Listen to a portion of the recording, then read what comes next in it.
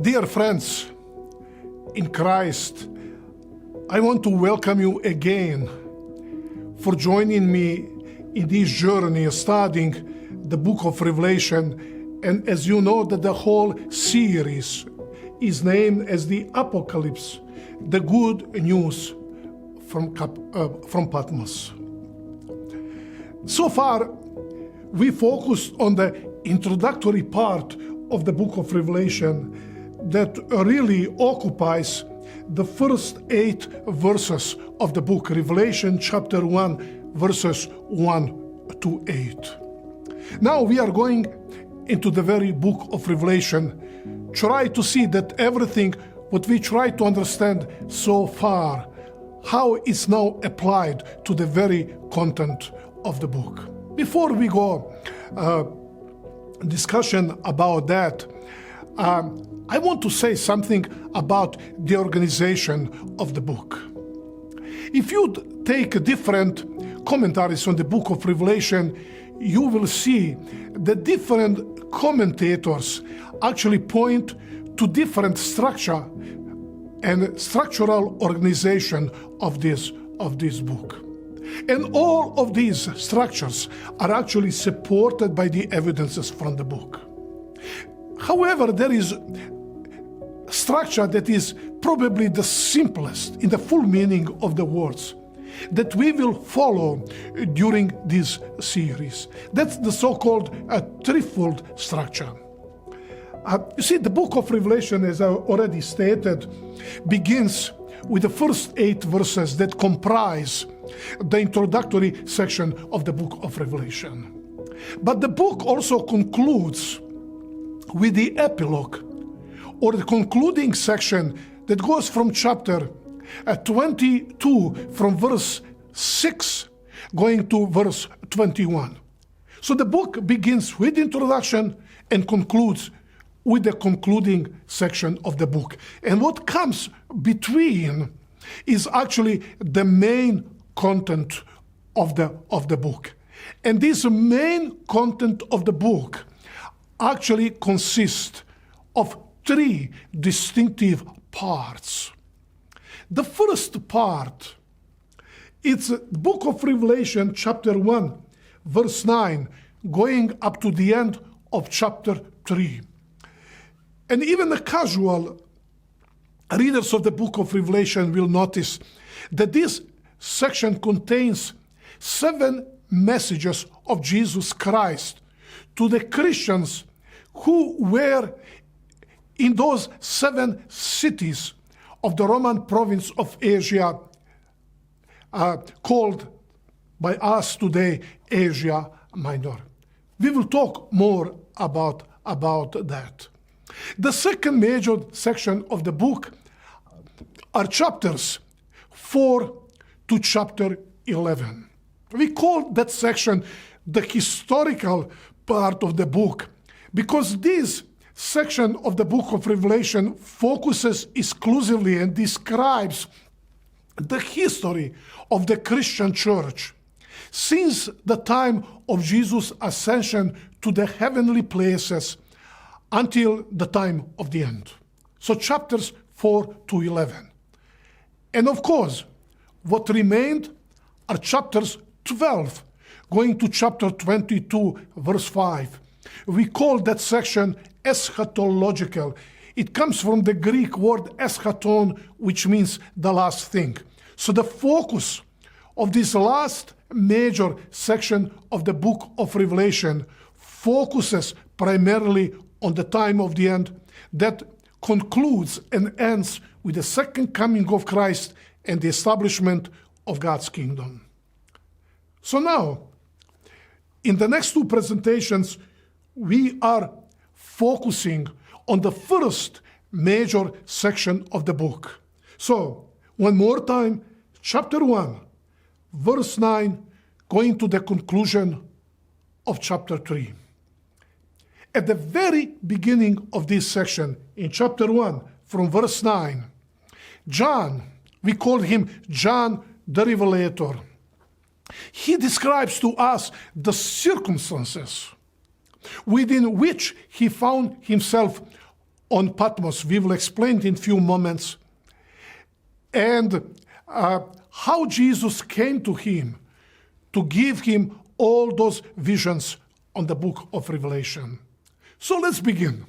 Let's see what John the Revelator has to say to us. And he says the following. So I'm reading from verse 9, chapter 1 of the book of Revelation, verse 9. He's saying to us, I, John, who is your brother and fellow partaker in the affliction, and the kingdom and the endurance in Jesus. I was on the island called Patmos because of the word of God and the testimony of Jesus Christ. You will notice here that John the Revelator, he introduces himself how? I, John. Do you see here something very significant? Let me ask you, dear friends, when you write a letter to somebody and that person knows you and he is known by you, how do you begin your letter? Does it go like this? Hey, dear John, I'm writing to you this letter with one request. Why are you writing that way? Because that John, he knows you and you know him. Are you still with me? There is no need introduction. But you heard about one person and you hope that that person can help you. That person does not know you and you are not known by him and you want to write that letter. What do you do? What do you do? You don't say, hi, John. You use completely different introduction. And you are using many words to introduce yourself, to explain about yourself, to explain about the need and the problem that you have and why you are writing that letter. Now, let me ask you a question. When John begins the book of Revelation, main content of the book, I, John, your brother and fellow partaker in the affliction, what does it mean? That those Christians in Asia Minor, they know him. They're familiar with each other. And he knows their churches. You see, he introduced himself as your brother and fellow partaker in the affliction and the kingdom and endurance in Jesus Christ. The Christians in the first century to whom John wrote the book of Revelation, they did not need any introduction by him. They knew him very well. So who was this John? You see, we live today 2,000 years later since the book of Revelation was written. And today many Christians, after 2,000 years, are truly struggling who that John was. There are people who read the book of Revelation and they say, we don't know who that John was. The problem was in the first century, in Asia Minor, we have evidences. There are two prominent Johns in Ephesus. And people are yielding and producing many different speculations, explanations who that John was. I'm sorry, my dear friends, you're not here to hear all those theories that people are presenting. I want just to state that all the evidences point that the John who is introduced here and who is the author of the book of Revelation was nobody else but the disciples of Jesus. In the four Gospels, he is introduced as John, the brother of James, the two brothers who were Jesus' disciples. They were among 12 disciples of Jesus while Jesus was on earth. This is the same John who wrote also the Gospel of John. And this explains about many similarities in language and certain expressions that occur in two books. So the best way to understand who this John was, he was the disciple of Jesus.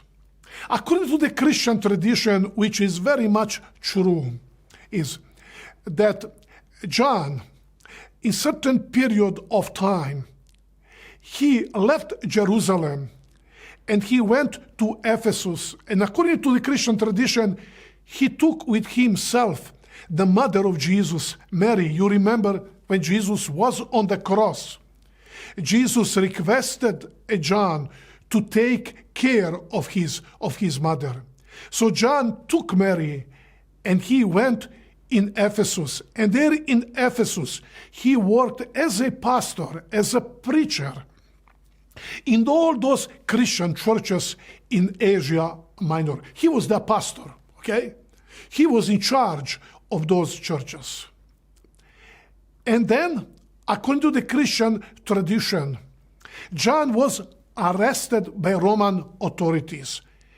They were not happy with John's preaching and his leadership among the Christians who were there in Asia Minor. So they deported him on the small and long island in Aegean Sea next to Greece. John is telling us here that he was on Patmos.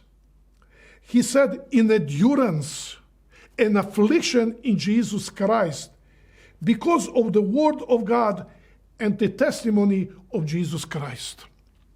For many years, the Christians writers, they assumed that Patmos was a prison island. Very similar to, for instance, some of you are familiar with so-called Alcatraz in the United States. That was a prison island. However, in the latest time, some Christians, they denied because they said, we don't have any historical evidences that Patmos was really a prison island. Why? All the historical evidences, they point that in the first century, Patmos was a tourist resort for rich Romans when they went there to spend the holiday. I try to take the middle ground. You see, all the sources that people are using to make a point are much later sources. They are coming from the end of the 2nd century and the beginning of the 3rd century. I believe what John is telling us here in this book. When he was there, he was imprisoned. Doesn't mean that the whole island was a prison island, but John was sent there by Roman authorities, and he was a prisoner there.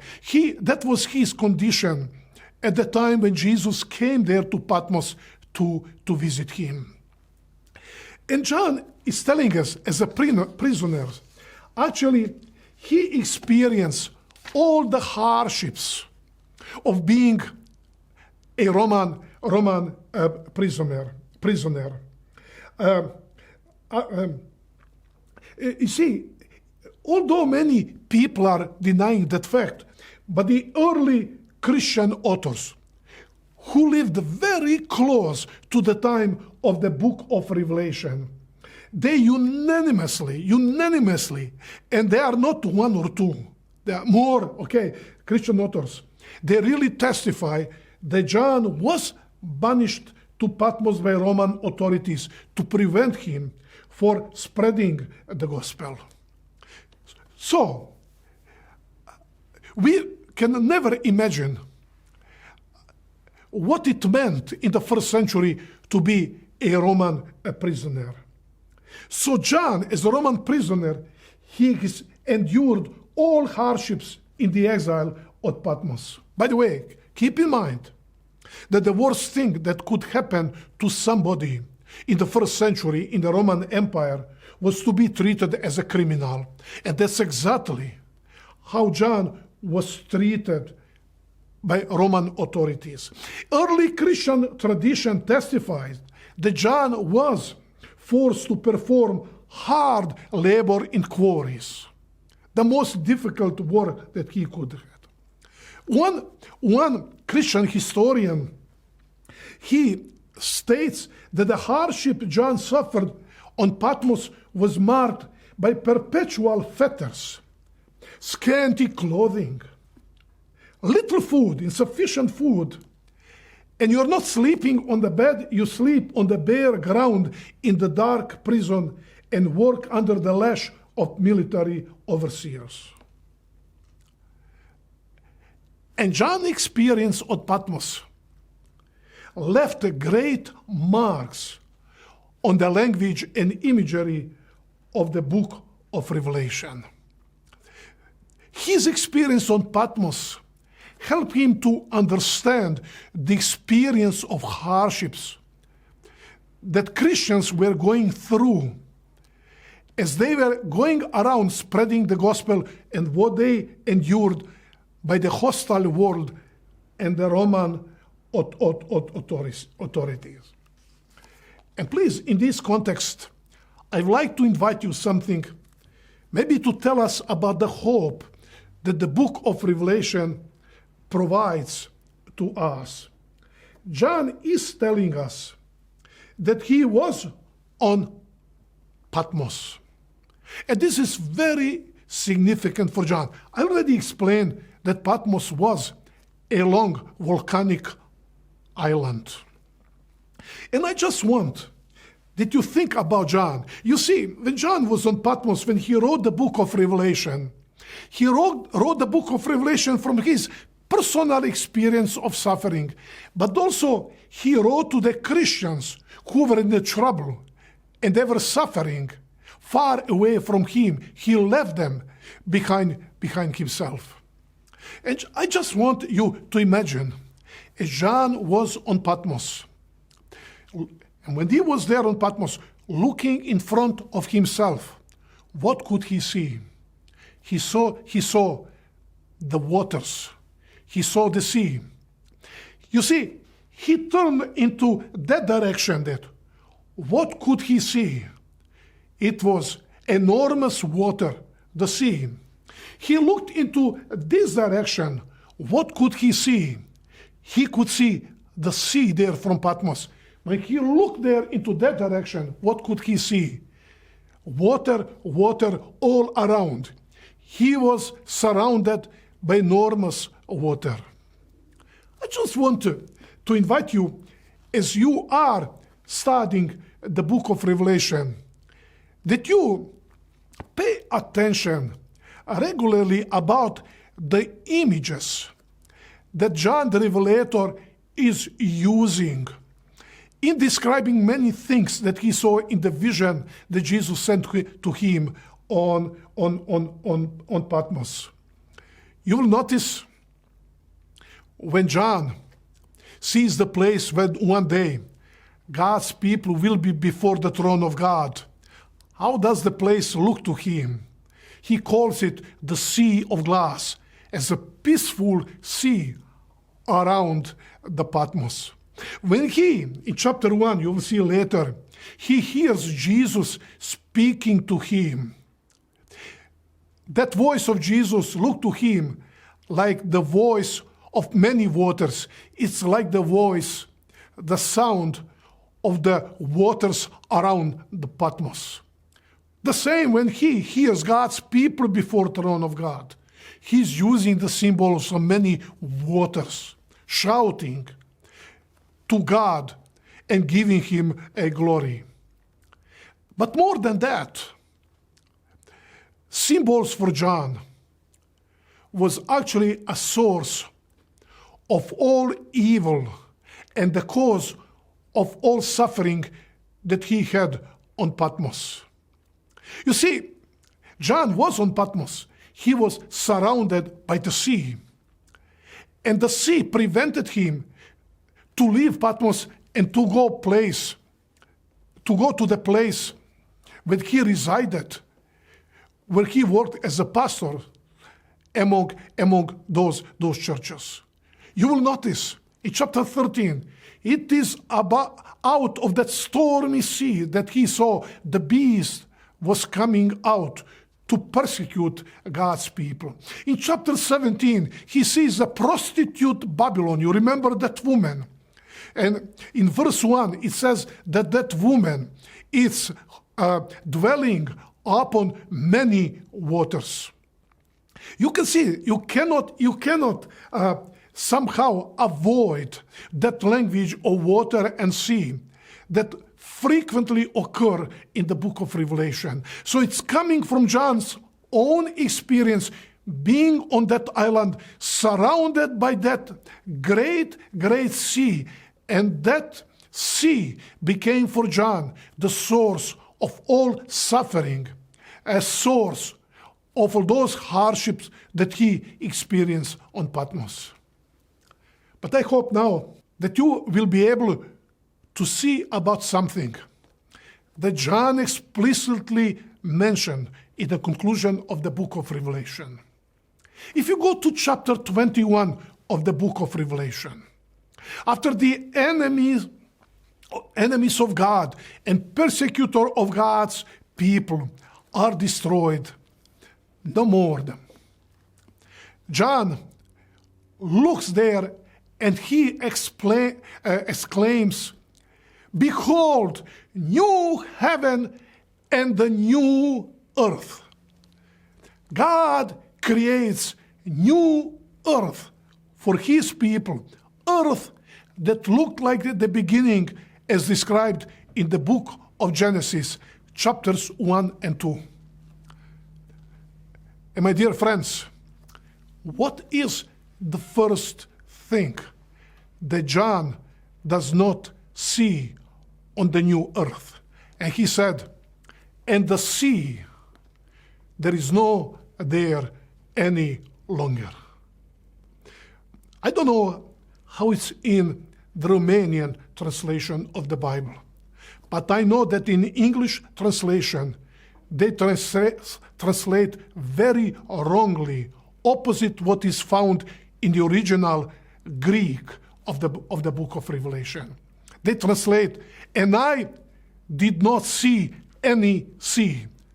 That's not what is found in the original text of Greek. In the original text of the Greek, it says, "And I did not see there the sea." The Greek text indicates with that definite article that John did not see, not any sea. He did not see the specific sea, that sea by which he was surrounded while he was there on Patmos. I don't know if you see anything there in the text, my friends. Ellen White is telling us, when she saw in the vision God's people standing before the throne of God, she said, "We try to remember all suffering and hardships that we experience during our lives on the earth." And she said, "We could not remember any." You see, friends, the very beginning of the book of Revelation, and with this concludes the very book and the visions of the book of Revelation, is to tell us that we all sometimes find ourselves on the Patmos.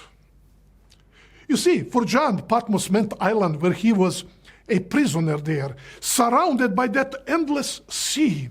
That sea that caused him to suffer, to experience all kinds of hardships. And when God showed him that new earth that God created as it was at the beginning, John looked there. And what is that he didn't see?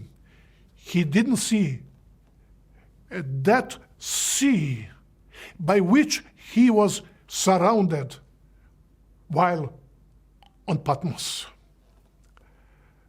Friends, that's the hope that the book of Revelation gives us at the very, very beginning of its contents. You see, we all sometimes find ourselves in the hardships of life, similar to that John experienced on Patmos.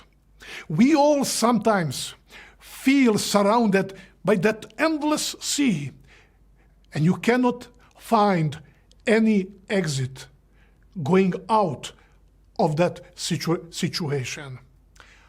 I met people who would come to me after studying the book of Revelation and said, Everything that you presented, it's so good. We all smiling, but nobody knows that the doctor told me that I have just a couple of months to live.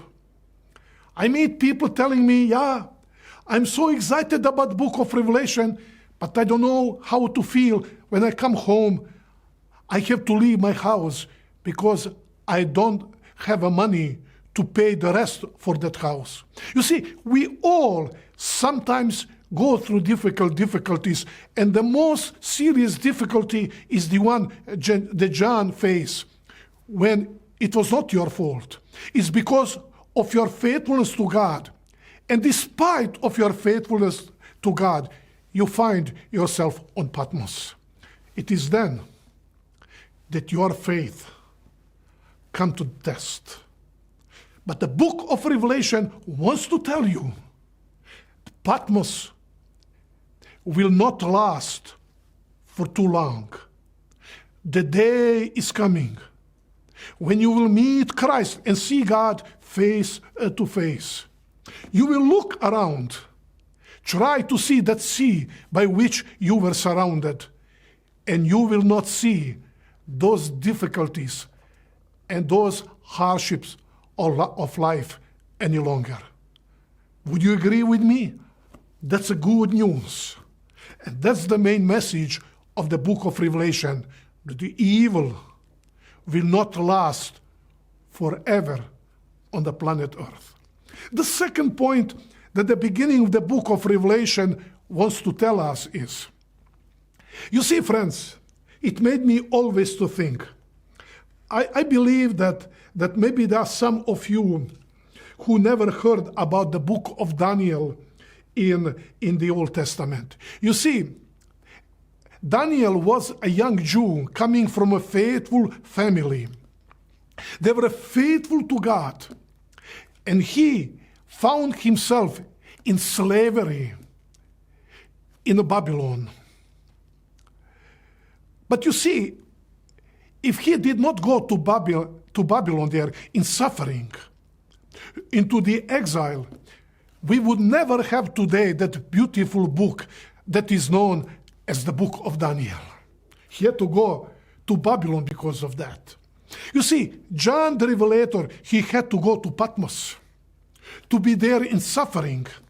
That today we have the book that is titled Revelation of Jesus Christ, the Apocalipsa of Jesus Christ. I just want to tell you, whatever your situation is, when you find yourself in difficult places and in difficult situations, keep in mind that God is using your current situation to come to you and to reveal himself to you like never before in your life. And this is exactly what happened to John. John had to Patmos so that he was able to receive the revelation of Jesus Christ.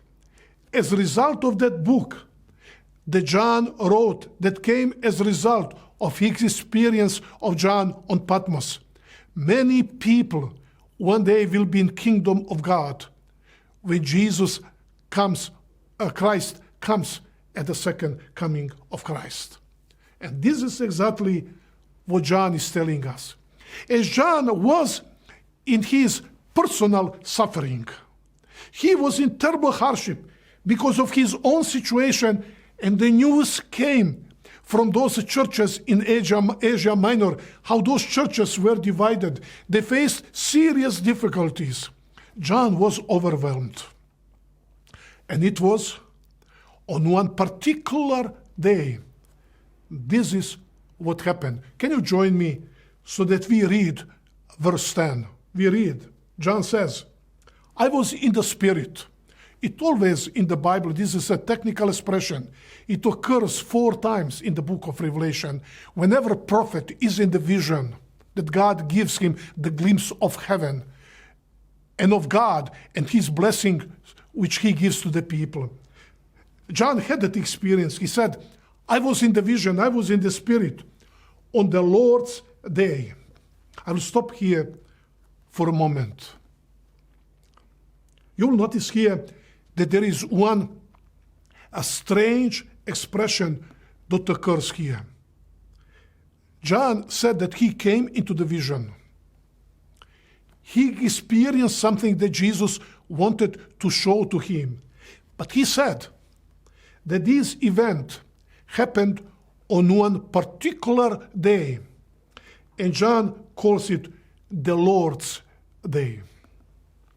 I want to take a few minutes to talk about this Lord's Day. Christians are struggling with this expression. The question is why? Because the expression the Lord's Day occurs only in the book of Revelation here in this text and does not occur anywhere else in the whole Bible. So what is that day? If you take Bible commentaries, you'll find that authors of those commentaries are struggling and usually read into this biblical text the Christian tradition. So no wonder that most of Protestants, Roman Catholics, and even Eastern Orthodox people, they simply say, no discussion, this Lord's Day is Sunday. By the way, I am a Croatian, and Croatia and Serbia, they were a part of former Yugoslavia, and the Bible that we use, which is like King James Bible in English language, actually translates the Lord's Day, says, and the day of Sunday, day when you do not work. Christians are holding this tradition. Modern commentators, they said, we have today the great support that this is a Sunday. And they're using the Christians' references coming from the later part of the 2nd century. You see, when John was on Patmos, it was toward the end of the 1st century. It's somewhere about the year 90 to 95, okay, after Christ. But people are taking the references that are coming from Christian books approximately 100 years later. So, and in those Christian works, Sunday is called the Lord's Day. So let me ask you something. Can we today read some writings that were written 100 years ago and take our understanding that we have today to read into those writings? I hope that you will conclude you cannot do it. Because from the time of John, we don't have any references that Sunday was ever called the Lord's Day. By the way, the same authors actually, they admit, they recognize that at that time, the majority of Christians were still worshiping God on 7th day, a Sabbath. But they said, I'm sorry, but we have already significant change on Sunday, and here the Lord's Day means Sunday. And they try to use some sources to indicate, I have done a lot of scholarly studies that indicates that really no historical support ever point to the fact that the Lord's Day at the time of the book of Revelation ever meant a Sunday. There are few other suggestions that were made. Some Christians, they think that the Lord's Day actually meant the Easter. You see, Sunday meant the weekly, day of worship. But Easter, it's annual event. And they reached that conclusion based on how Jesus actually introduces himself here to John as the one who died, he resurrected. Jesus was dead, now he is alive. He's resurrected Christ who appears to John. Once again, these commentators, they tried to read from some historical sources, but those historical sources are really coming from beginning of the 3rd century, you can say really 150 years after the book of Revelation. And now we are coming to do very important things. As you know, we already stated that if we want really to understand the book of Revelation, the Bible must be our textbook. Somebody made the statement, they said, it is in the book of Revelation that all the books of the Bible, they meet. We saw already the significance both of the Old Testament and also of the New Testament for the understanding of the book of Revelation. And I would like to invite you that we just see several biblical texts that really point which day was the Lord's day in the Bible. Having said that, I want to remind you one more time that this is a difficult phrase. We are doing our best actually to understand it. The very phrase, the Lord's day, occurs nowhere in the Bible. We have to make very clear, so we are doing our best in order to understand it. I'm reading the book of Isaiah, chapter 58, verses 13 and 14.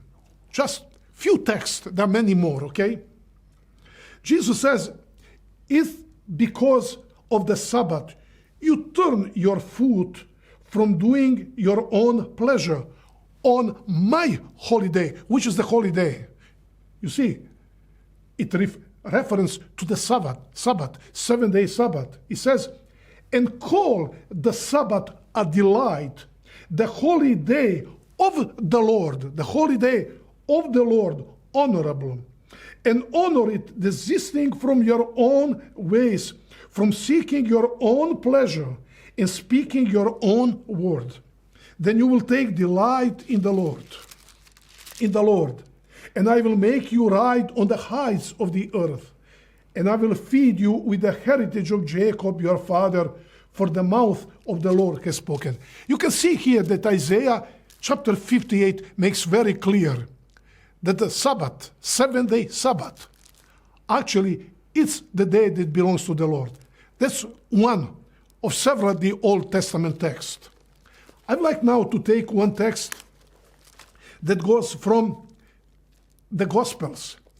And by the way, what we will read now are the words of Jesus. And Jesus makes very clear, actually, which is the Lord's day. And this is the text, Gospel of Mark, chapter 2, verses 27 and 28. One more time. The Gospel of Mark, chapter 2, verses 27 and 28. And the importance of these words are that they were uttered, they were pronounced by Jesus himself. Jesus says, 27, the Sabbath was made for man, and not man for the Sabbath. So the Son of Man is the Lord of the Sabbath. Okay, I believe that two texts are enough, because the Bible says when you have 2 or 3 witnesses, that's enough for the testimony to be taken as true. The number of other texts, we can go into many portions of the Old Testament. There is only one day in the Bible that is called the day of the Lord. But you will notice here that John Revelator does not use the expression the day of the Lord. He is using the expression the Lord's day, which is very unusual. And that's why many people question it. So, to take the most likely understanding of the Lord's day, that John was on Patmos in the vision that Jesus gave him, not on any day of the week or any day of the year, but he was on the 7th-day Sabbath. This is the most logical explanation that's supported by the biblical evidences. My studies led me further to understanding that actually the expression the day of the Lord occurs numerous times in the Old Testament and the New Testament. And you all who are readers of the Bible, you notice it, that the expression the day of the Lord, both in the Old and the New Testament, occurs numerous times for the time when God will come to defend his people. In the New Testament is used for the second coming of Christ, when the coming of Christ will mark the end of the history of the planet Earth, when God will establish his kingdom and unroot all the evil that is in this world and establish his kingdom. Many people see contradiction to that, and they say it is either 7-day Sabbath. Some people say, no, it must be the day of the Lord, which refers to the second coming of Christ. And I ask, what is the difference? Because in the Bible, the 7-day Sabbath, it's a foretaste of heaven. Foretaste of what God's people will experience in God's kingdom. Number 2 is, I believe that when John was on Patmos, he got the foretaste of the second coming of Christ. When Jesus appeared to him on Patmos, actually John was affirmed in that promise that one day his suffering will come. And this reason he did not use the expression the day of the Lord or something else. He made that phrase, the day of the Lord, to tell us that it was the 7-day Sabbath, that day when he met Jesus on Patmos. But the same day, that Sabbath was very, very special to him because he was uplifted from the reality of this world into that way.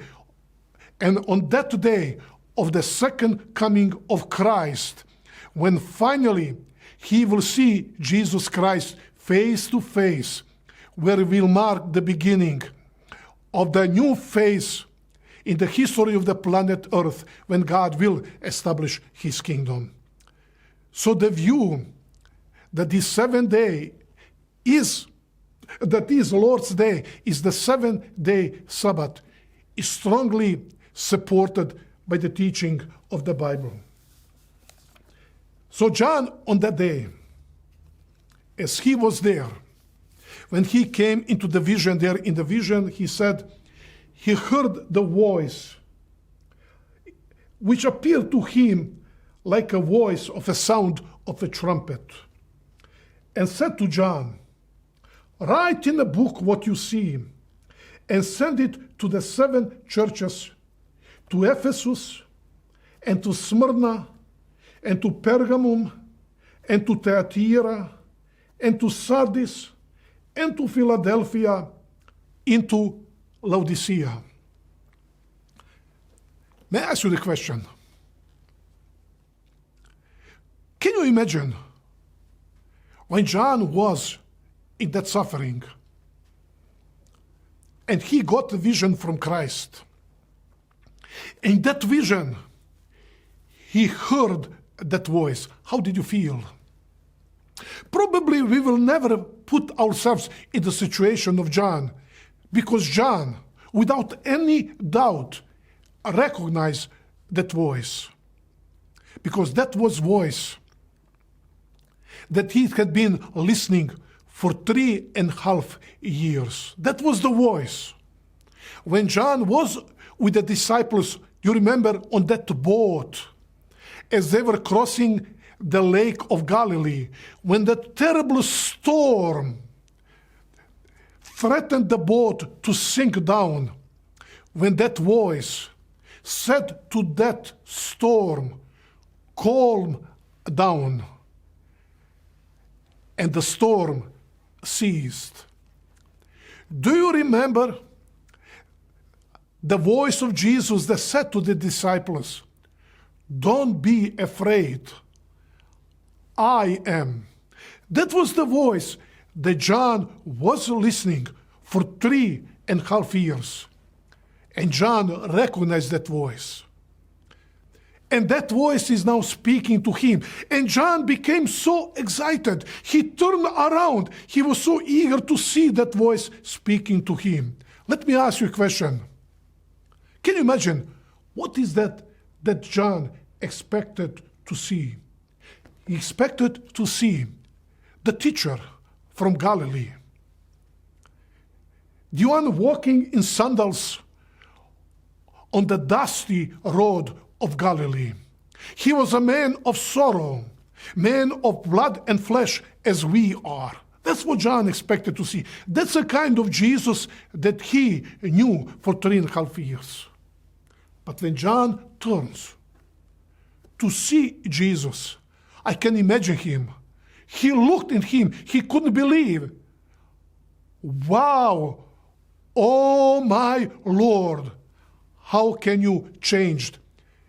Because the Jesus Christ that he sees in the vision is quite different from the Jesus that he was with for those 3.5 years while Jesus was in the flesh. And let's read actually how he describes Jesus here. We read from verse 12. He says, "Then I turned to see the voice that was speaking with me. And having turned, I saw 7 golden lampstands. And in the middle of the lampstands, I saw one, like a son of man. He was clothed in the robe reaching down to the feet, and girded with a golden girdle. His head and hair were white as white wool, as the snow, and his eyes as a flame of fire. And his feet were like a burnished bronze, and he had in his right hand 7 stars, and out of his mouth proceeded a sharp two-edged sword, and his countenance was as the sun shining in its power." And no wonder, John said, "When I saw him, I fell at his feet as a dead person. And he placed his right hand on me and saying, 'Stop being afraid.'" How many times while he associated with Jesus during those 3.5 years, John heard these words of Jesus, "Stop being afraid." But Jesus said, "I am the first and the last, and I am the living one, and I was dead, and behold, I am alive forever and ever, and I have the keys of death and Hades. Write therefore the things which you saw, namely the things which are, and the things which are about to take place after these things, with regard to the mystery of the 7 stars, that you saw in my right hand, and the 7 golden lampstands. The 7 stars are the angels of the 7 churches, and the 7 lampstands are the 7 churches." John was overwhelmed when he saw Jesus. And he tries to describe Jesus. But he doesn't find adequate words that he could use to describe Jesus in all his glorious appearance. And you will notice that in his description of Jesus, John uses a symbolic language. Please, you can count for yourself. You see, he says that Jesus was clothed in a robe reaching down to the feet. He says his head and hair were white as wool. His eyes were as or like a flame of fire. His feet were like burnished bronze. His voice was like the sound of many waters. In his hand his 7 stars, out of his mouth proceeded like a sharp sword, and his countenance was like the sun shining in his power. What is the meaning of all these symbols? I'd like to invite you that that you join me in the next part of our study. I hope that you'll rejoice with me as we will witness this greatest vision of Jesus Christ and try to find about what that vision meant for John, what meant for those churches, and try to understand what that vision can mean to us and how to can apply to our daily life. So see you next time. May God bless you abundantly.